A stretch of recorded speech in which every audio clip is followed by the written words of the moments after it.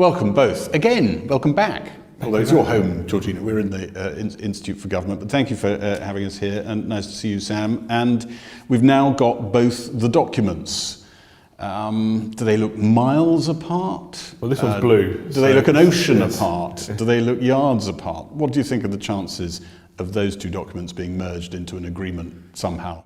So I think there are obviously some very clear issues where the UK and the EU are just on completely different pages. And we know what they are, we've discussed them in the past on this podcast even, but so issues to do with level playing field, what obligations there are when it comes to environment and labour protections, what rules there are governing the UK state aid regime. There's also issues around the role of the European Court of Justice, and then also whether there should be multiple agreements or it should all be packaged as one big agreement. But the thing that I think people should be aware of is that once you get past all of those massive issues, which is obviously quite difficult to do, when it comes to the nature of the future UK-EU trading relationship, the EU and the UK are largely on the same page. You can point to a few specific issues where they differ slightly, but they know what they want and what it could look like. It's just a case of how do we get there? Yeah, particularly because I think on the EU side, it's the same process, i.e. it's the Commission negotiating on behalf of the Member States. But actually, depending on the kind of agreement, it might need to be signed off by national and regional parliaments, let alone the 27 EU governments and the European Parliament, which is a new beast, much more fractured. And so there are many more EU voices there and many more EU people to please. And that could be a challenge as well, because it's not just about negotiating, reaching an agreement, it's about passing that agreement as well. What do you think are the biggest problems here? Is there a chance that we do, as is threatened in the front pages of all of this, walk away in June? Is it just slow progress by June that could bring us down? I mean, that June deadline it's not coming out of nowhere. In the political declaration, they did say that there would be a high-level conference at that point to take stock of the negotiations. Of course, I think when that deadline was mentioned, that was at the time when everyone thought that the UK would be leaving the EU on the 29th of March 2019. I think anyone can walk away from this negotiation. The EU could walk away as well. Is that a threat? Yes, but of course we could find ourselves in a situation where if that looks really likely, all of a sudden businesses start to react, start to panic, citizens as well. So it will really be a question and calculating what are the risks and what would that impact be. But at the moment, yes, I think it does make sense to say you would walk away. It's part of the leverage and the negotiation process. You're less impressed, aren't you? Well, it's just part of the theatre.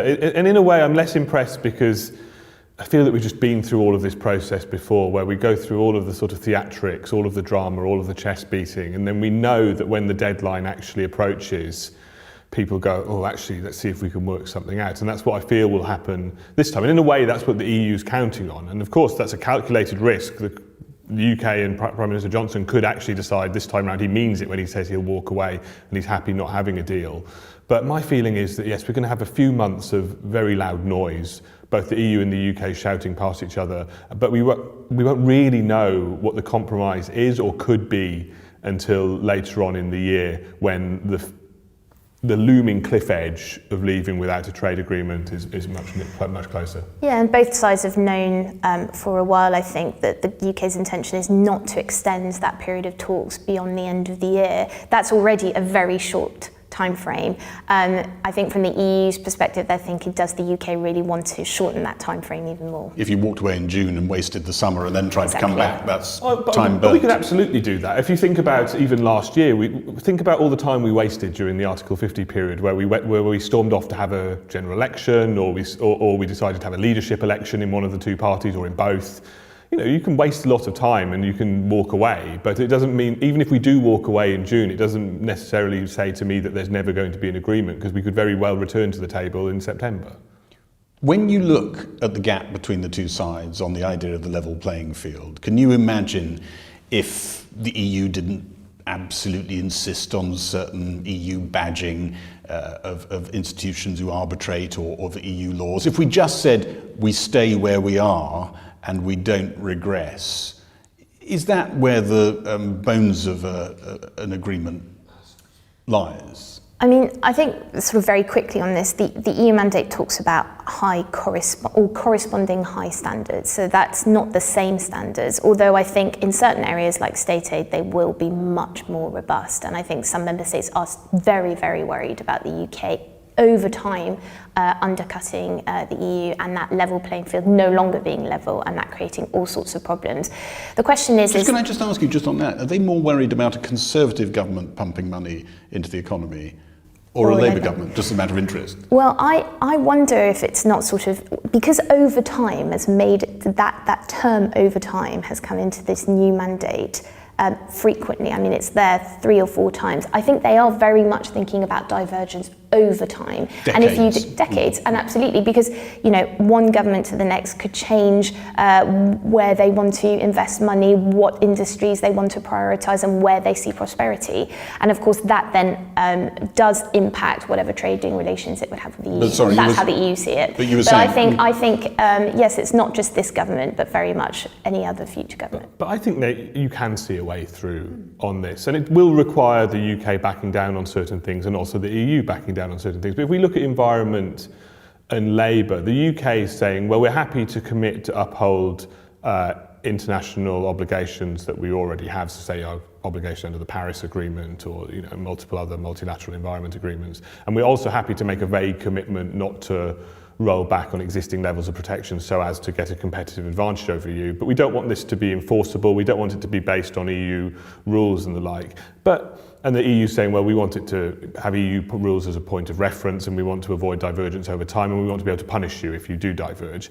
But can we find a compromise here? I think so, because the UK is going to have to sign up to enforcement and the possibility of concessions being withdrawn, so-called punishment, if it does a trade agreement with the US, because the US makes the same requests here. So if there is just a chance that we can rebrand this slightly. So obviously the UK needs to be able to say they got something, but say, look, we're in a situation where on day one we've got the same rules, and if we diverge over time to the point where there is an issue in which the UK or the EU is outcompeting the other on the because they've deregulated. There's a sliding scale of punishment. Then the other party can put in place tariffs. And what it comes down to is a choice between accepting tariffs now and saying, well, we don't want a free trade agreement, or saying, well, no, we'll agree this free trade agreement, but we accept that if there is a problem on this front in the future, then tariffs might come back into play. It's hard to imagine, isn't it, Georgina, that there isn't actually a template for that already in the back room of Brussels. Already in the withdrawal. It's already in their mandate. So this is already in this proposal in terms of enforcement is already in the EU negotiating mandate. I think lots of people in the UK, when they hear the Commission saying, well, we want you to commit not to roll back from existing levels of protection, they then go in their mind, okay, but then they'll try and punish us. What will they do? The Commission will be here telling people what to do. No, the punishment if the UK does diverge to the point of market distortion is the EU might put in place some tariffs. That's it. There might be financial penalties attached that hasn't been negotiated, but that's it. We're not talking about anything more than that. The big problem, I think, though, where the EU is going to have to budge is on state aid, where what they're asking is much more intrusive. They're saying the UK should apply EU state aid rules in the UK into the future indefinitely. Even if they change? Even if they change. They should be enforced by UK-based bodies, but that body should work with the Commission to make sure it's compatible with what the EU's doing.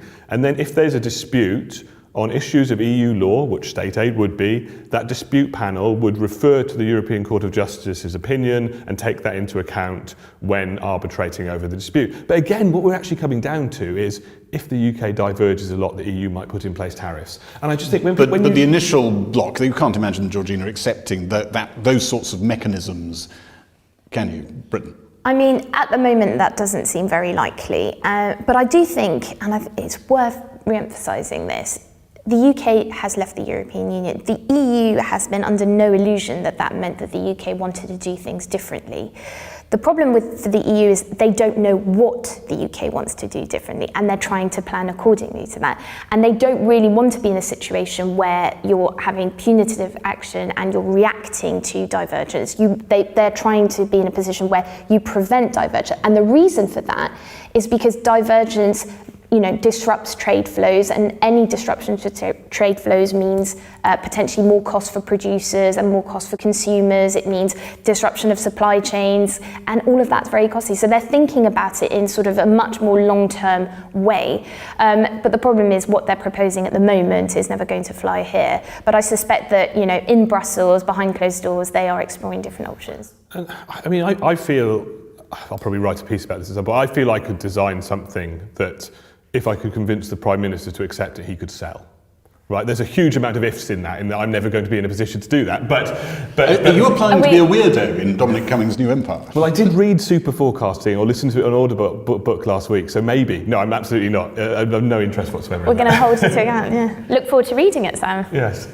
The British government is saying that it's the EU who have overinterpreted the political declaration, that extra document signed up to alongside the withdrawal agreement, and that they've added lots of paragraphs and extra definitions, which means that they're stretching the definition of level playing field, and what we actually signed up to matches what we have put in this new negotiating document. Who's right there? So I really don't have time for this argument, because just because throughout this entire process, the EU has said we are happy to negotiate a free trade agreement with you that looks like the one we have with Canada. However, because you're big and nearby, we will ask more of you in these areas. That's been a constant throughout. So to say this is a surprise or they've moved the goalposts, that's just can't be true. We've always known this is what the EU means by it. It's absolutely fine that the UK disagrees with their exact interpretation of that and how they want to implement it on the ground, but it's not new. And the political declaration,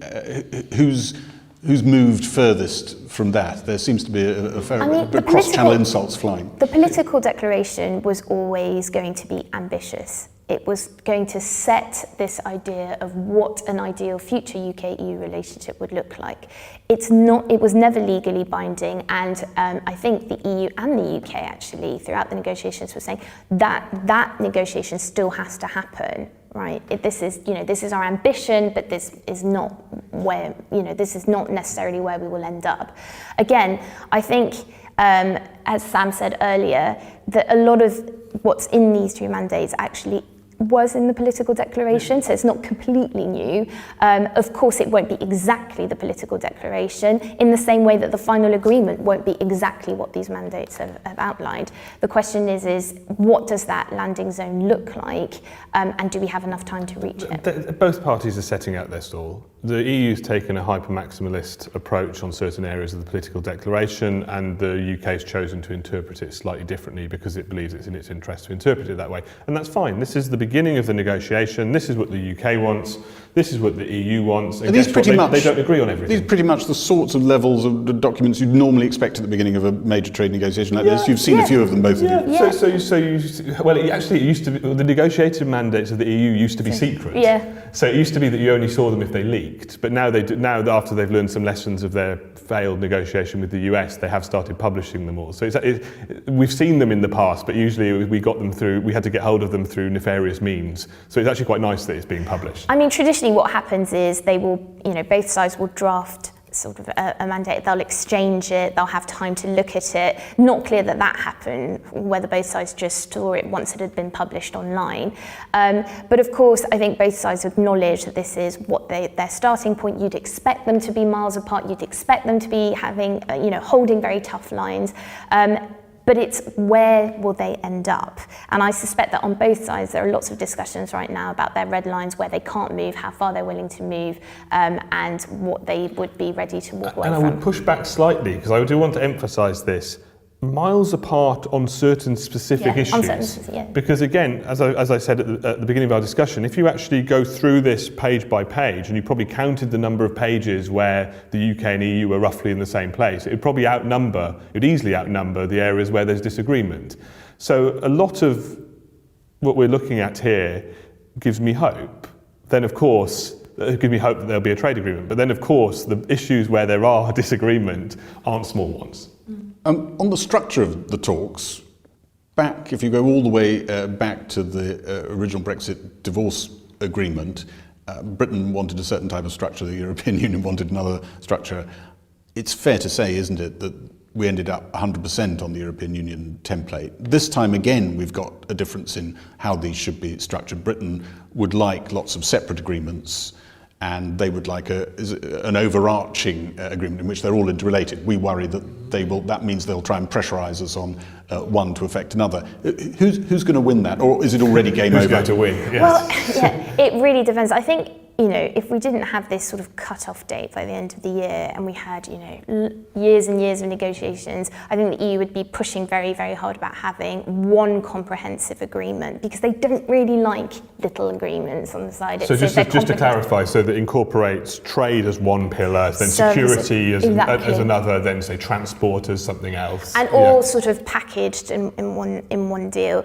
But nothing's agreed till everything's agreed. Kind of, but I think there's a recognition that if the cut-off date is the end of the year, and in fact, von der Leyen, who's the Commission president, when she was in London earlier this year, said we're not going to be able to do everything. We're going to have to prioritise, and the question is what does that basic deal look like? And if it is a basic deal, i.e., it doesn't cover everything, does that necessarily mean that those things that haven't been covered will be separate agreements, or is it something that we're piling on top but at a later stage? So my feeling on this is that ultimately this, however it's negotiated, even if it's negotiated as separate packages, so we negotiate trade over here, justice and home affairs here, security and defence here, and they're separate, the EU will ultimately try and package it underneath one horizontal agreement where the governance structure sits. So that's where you embed political dialogues. You also have dispute. You also have mechanisms to allow for continued negotiation. And the reason I say this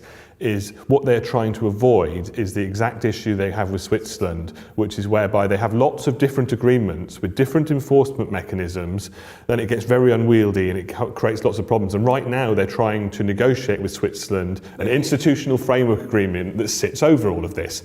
So it doesn't seem to me to be likely that the EU is going to immediately try and recreate that system they hate with the UK. But the UK, as you said in your question, is obviously quite cautious of having this overarching structure, because they worry that, say we misbehave on trade over here, the EU might threaten us on, say, access to databases to do with justice and home affairs over here. They're worried about the interlinkages, which is exactly what the EU does want to do.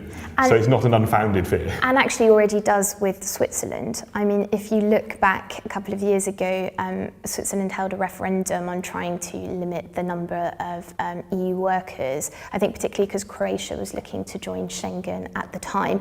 And that sort of erupted. It was a big debate, and the EU then slowed down discussions with Switzerland on an integration in the internal energy market, which was just something completely separate, but they created a direct link, and that was political. So the EU can use disagreements in certain areas to slow down progress in other areas as a way of putting pressure on the other side to budge. And coming back to the negotiations that the UK is having with the EU now, on issues such as data and financial services, where it's not a negotiation between the UK and the EU, in that both parties and the EU in particular have said, well, we'll deal with these issues unilaterally. We'll decide whether to grant you equivalence for financial services or adequacy for data by ourselves. We won't negotiate it, we'll just decide. Technically speaking, that should be completely unrelated to the trade agreement discussions. There should be no overlap, because you could decide that irrespective of what happens with the free trade agreement, technically speaking. Politically, of course they're going to be linked. If we have a trade agreement at the end of the year between the EU and the UK, I fully expect that the UK will also have a data adequacy ruling in its favour, and also there'll be equivalence for financial services. If we don't have a trade agreement at the end of the year, no technical reason why we couldn't have the other two, but politically... But no chance. Politically it just seems quite unlikely, or it would be limited, or they'll put in place, say, time limits and the like to try and keep pressure on. Yeah, absolutely. I mean, those unilateral measures will be dependent on what comes out of these negotiations right now. I suspect that the EU would be more willing for these unilateral measures to last longer, for example, and to have less conditionality attached if they have reached some form of an agreement to cover goods, customs, tariffs, governance and fish. Fish, back yes. to the meat of the issue. Or the fish, yes. How much do you think really changes in terms of who's fishing for what in our waters, putting the rhetoric of the British government position to one side for now, if we look ahead to if there is a successful agreement? What do you think, Georgie? So I think fish is a really contentious issue, and actually the language that is in this mandate compared to the draft mandate that was published at the beginning of the month is a lot tougher. That's the Europe one you're the EU's mandate. Yes, the EU's mandate. Listeners. The EU's mandate, the language on fish is a lot tougher, and that's because some member states are really worried, and they're thinking, well, if we are going to compromise at some point, we should start at a point where it's absolutely upholding the existing arrangement. We will accept nothing else, potentially knowing that actually it will be a compromise further down the line. But it is something that France is worried about, and I think the EU Minister, Amélie de Montchalin, has been on record saying that this was an absolute deal breaker. But there are other member states and it has as to be well. done by the 1st of July. Or so it hints and suggests. Yeah, I think this is something that the EU will want some clarity on and movement on earlier in the negotiations. Absolutely, and they will, and this is something I think they're probably going to start talking about it in a couple of weeks. But is that deadline set in stone? I don't know. I think it's not like extending Article 50 negotiations or extending the transition period where that deadline is set in stone, has to be made in the summer.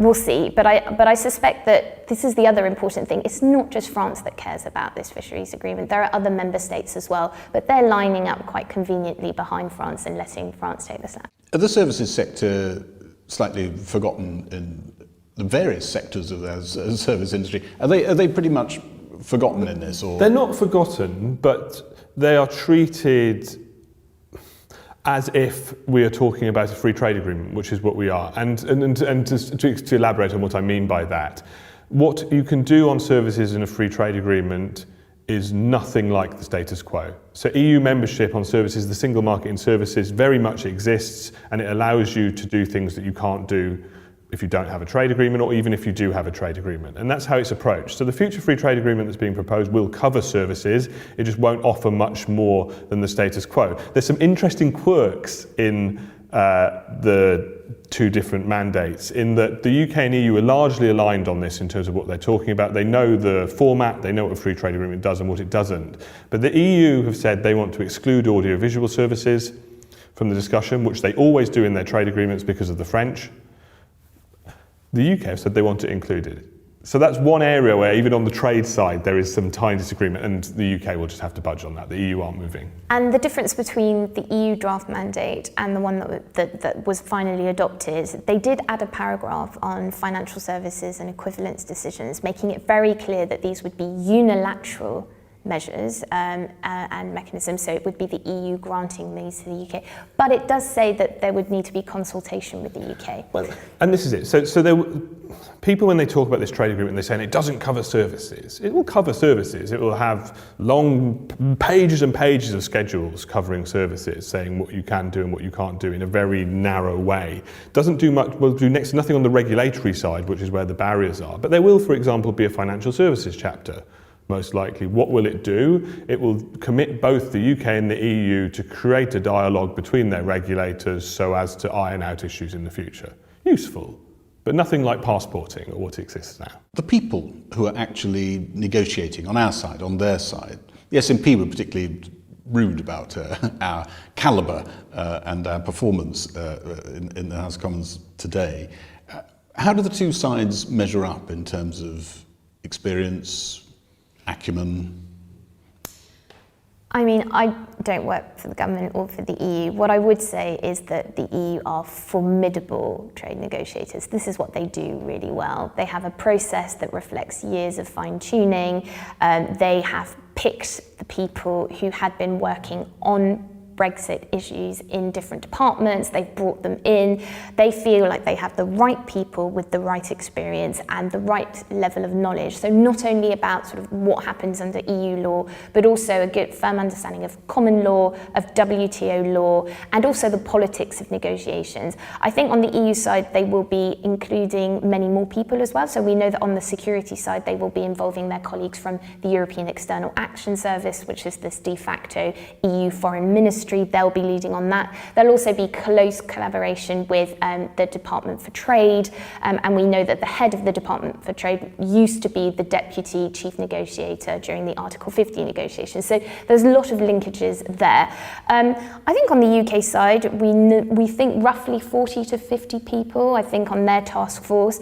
One thing that I was really struck by is actually when I was in Washington back in April, I met someone there who had recently left the US administration and said, I've met some of your trade negotiators. So these are not the people who will be looking at the UK-EU negotiation, but people who were looking at the UK-US trade negotiation. They were saying they're very good on detail.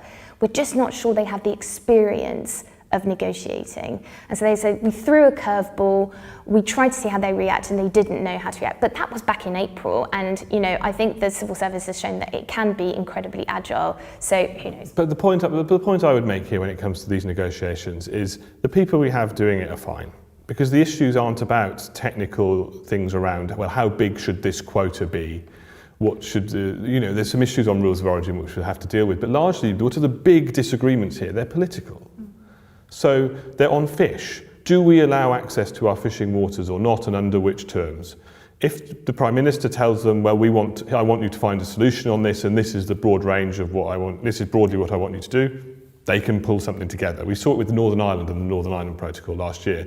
On, say, Court of Justice, on environment and state aid, these are political decisions. And so I have the full confidence that if the ministerial direction is there and they're told to find a solution within certain parameters, that they can do so. It's not quite the same as, say, negotiating with the US when we're not going for zero tariff quota free. We're going to have to go tariff line by tariff line, and it's a bit different. I feel this negotiation is just driven by the politics. So I think focusing on the actual civil servants who are tasked with delivering it is kind of missing the point. Yeah, and I think the key for those civil servants is what you said, is knowing how far they can go. Having a clear understanding of the priorities, the red lines, and that place for fudging and compromise.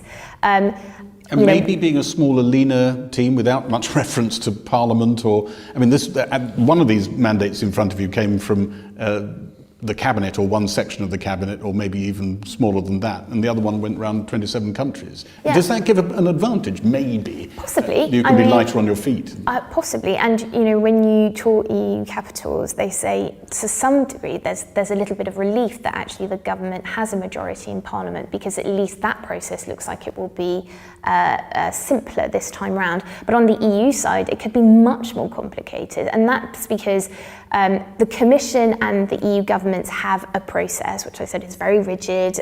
They have constant feedback before and after every negotiating round. For contentious issues, they will, if member states feel the Commission is taking a too hardline position, they will push back on that. And likewise, if they think the Commission's being soft, they'll push back on that as well. But it's also about the European Parliament. The European Parliament has to sign this deal off, much more fractured this time round, many more MEPs who want to be seen to be standing up for their constituencies. And then depending on the kind of agreement, whether it covers areas of law that fall under member state law, not just EU law. So that's things like, transport, for example. There are EU countries that legislate in certain areas, and then the EU will legislate as a whole in other areas. If that agreement covers areas of law that fall under the EU and member states, then it possibly will need to be signed off by national and regional parliaments. Now, there is a way of provisionally applying the agreement, but it does mean many more EU voices added to the mix. So for the EU, that balance, it could be problematic in that it would make it less agile and less able to respond quickly, but also it could be a point of leverage where it says, look, really sorry, our position reflects hours and hours of negotiations, we can't really move much. On the UK side, so I think that was a very, very good overview, but on the UK side, do I think that if the Prime Minister signs off an agreement with the EU that he can sell it at home? Yes. He has an 80-seat majority. If he says he's happy with it, even if a few people are a bit annoyed, it's fine. So, and I think that does help on this front, in that, from the EU's perspective, under Theresa May, it was a nightmare. Mm. She could say something and it didn't matter. Last a minute. But now if you do get the Prime Minister on board, that it will probably happen. We saw that with the withdrawal agreement last year. Just finally, the US trade representative is suspiciously over here. You can't help thinking that on the same day that these talks start on Monday with the European Union, there's going to be a photo op somewhere and the talks will simultaneously start with the United States. Will that have any impact? Some Brexiteers particularly were hoping that it might just put some pressure on the EU. Will it have any impact? I've had to revise my opinion slightly on UK-US in that I'd assumed that following the UK leaving the European Union that we'd make a big song and dance about the US, about it being a number one priority, and for the reasons you said there, some Brexiters think it gives us leverage over the EU, which is debatable, but at least an argument you can engage with, and then also because for many of them it's what they've wanted to do all along. But then if you actually look at what the government's doing, it gives you cause for thought. You think, when you look at Huawei, and if you strip out all of the talk about national security and the like, the government's prioritised rolling out 5G quickly in the UK over the immediate relationship with the United States. Boris Johnson's postponed his trip to Washington. The US negotiating mandate, the negotiated mandate for the UK's agreement with the US or objectives is meant to be published next week, but that was, by all accounts, could have probably been published before the general election. It's been sitting there for a while. So I actually think the UK is being much more cautious with regards to the US than I expected. And that doesn't mean I don't think there'll be a photo or shot with Lighthizer when he's over here, and that won't be put in contrast with the EU and saying, look, we're negotiating with both. But a bit more measured than I was expecting. And I think there's recognition that this is also going to be a tough negotiation, right? The US and the UK probably want different things. There'll be some things they agree on, but there'll be lots of other things that they don't agree on. It won't be a straightforward negotiation. You can reach some form of commercial agreement, for example, but if you're looking at a fully fledged free trade agreement, that's an entirely different ballgame. And also I think the politics you mentioned, some of the decisions that the UK government has taken recently, which were at odds perhaps with the positions by the US administration, but also the US is about to enter a presidential election. Is this really the time? And if you are looking at a fully fledged free trade agreement, that would need to pass through Congress. Is it likely that Congress would pass it in the midst of a presidential election? They're not giving Donald Trump another trade agreement. They gave him one recently because he renegotiated NAFTA and Congress signed them off. They're not going to give him a fully fledged free trade agreement with the UK this year. What I think we could see, though, is some, as Georgina referenced, some sort of smaller agreement. So something for Trump to say, look, I did something with the UK, something for, we can envision the BBC or Channel 4 headline now, UK and US do trade agreement. It doesn't really matter if it's just a piece of paper saying, well, we'd like to do this in future. That's how it'll play out, and that's how it'll be received by the public. So I could see that happening this year, but a fully fledged free trade agreement would be very difficult to do this year, even if we really, really wanted it. And I'm actually looking at the British government and saying it doesn't seem to be your number one priority. You both watch trade, have watched it for years, and now it having been an EU competence, your home team is playing. Are you excited? Well, it's quite fun. From just a professional perspective, it means that we're both very, very busy. So that's interesting. I think it's going to be quite exciting to see what the UK's approach to trade more generally looks like over the coming years. We're sort of rewriting a trade strategy from scratch. And my hope is that we do that in a sensible way, in a considered way, and we don't just run headfirst into whatever is into agreement with the US or whoever else without properly thinking about it. And some of the action from government recently has actually reassured me on that point. I also think that trade has been it's been a bubble for way too long, and actually it's quite a good thing that people are taking an interest in it. The problem is that it's very complicated. Negotiations don't always end up where we think they will be, and actually there's a lot of technical detail in there. So it's great for us because it's the politics meets the technical, and then just following a negotiation really closely. The question is, how do you communicate that in a simple way that does not cut corners? But I think overall it's probably a very good thing. Although I'd add one caveat there, which is sort of the guilty secret of people who work on trade, is that normal trade agreements aren't actually that important for the economy. So if we're talking about something really comprehensive and ingrained like the EU, obviously we've been in for 40 years, obviously leaving it has a cost. And obviously if you do a trade agreement with the US, it will have some benefits, but actually it's quite small. If you're looking at numbers, sort of UK-US agreement is estimated to improve GDP relative to some future counterfactual by about 0.3, 0.4%. it's not very big. You know, so when I look at the government and see, oh, you're prioritising the rollout of 5G over that, I sort of go, well, it kind of makes sense. But of course, we don't like to shout about this too loudly, because otherwise no one would invite us to speak to you. You wouldn't invite us to speak to you on your podcast. And it's not just about trade. There are No. there's security, foreign policy cooperation, and what the UK decides to do domestically, which is different as well. So I think, yeah, it's an exciting year.